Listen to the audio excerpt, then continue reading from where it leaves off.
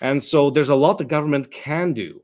They just don't have the guts to do it. And imagine starting pulling on these threads like the pedophilia thread, and then you find out that a bunch of UCP MLAs are involved in pedophilia, and they themselves are clients in this child sex trafficking ring, because that's what I've been told by an insider as well, that there are UCP MLAs who are clients of child sex trafficking rings in Alberta. But that's a problem, right?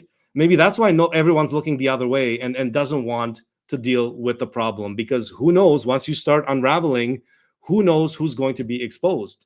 I can tell you, Jason Kenney, I was a big supporter of Jason Kenney and Tyler Shandro, his first health minister, Tyler Shandro, and Jason Copping, his second health minister. By then I knew that Jason Kenney was completely compromised and corrupt. We were never going to see any changes, at AHS. But Jason Kenney threw Albertans under the bus.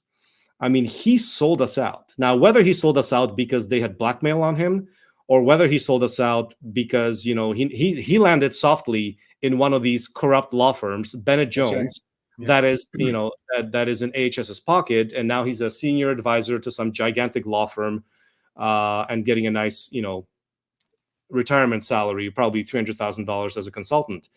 But he threw Albertans under the bus throughout the entire pandemic. He sold us out. And, he allowed the vaccine mandates to be rolled out at AHS against healthcare workers. He allowed, the vaccine passports and all that nonsense and everything to do with the vaccines. And I can tell you right now, another thing that Danielle Smith could do that would totally be within her power, and again, depends on, how many UCP MLAs would be against it, is AHS is covering up vaccine injuries and deaths. Yeah. I know this for a fact. AHS is burying injuries and deaths. Anything that gets reported is buried by AHS, never makes it to Health Canada. Investigate that. Investigate how AHS is handling reports of injuries and deaths. What is happening to those reports?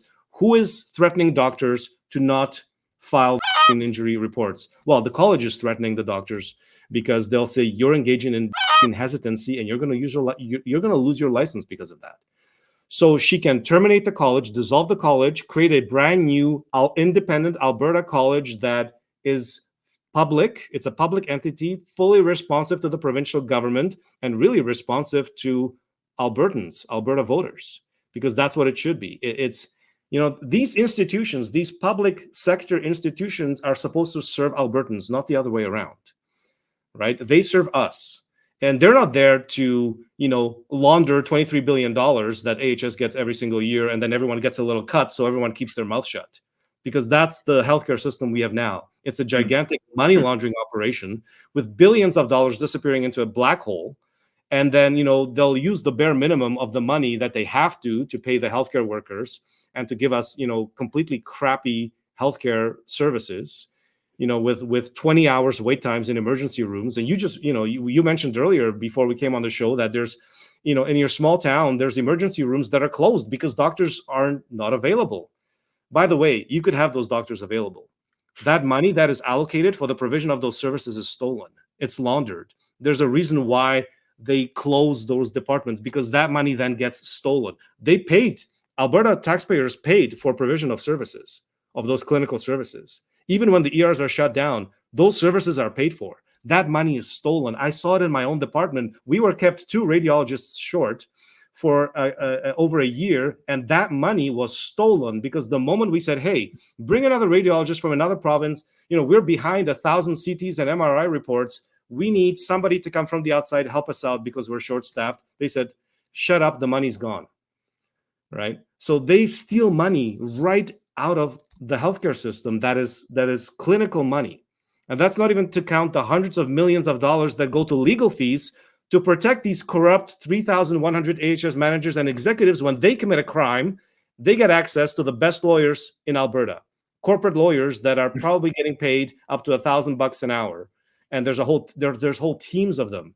And there's lawyers going after small business owners still. There's lawyers still going after Christian pastors. There's lawyers still going after, nurses and doctors who were sabotaged. There's so much that Danielle Smith can do, but she's not doing any of it. I don't know why, but nothing's happening. It's business as usual at AHS.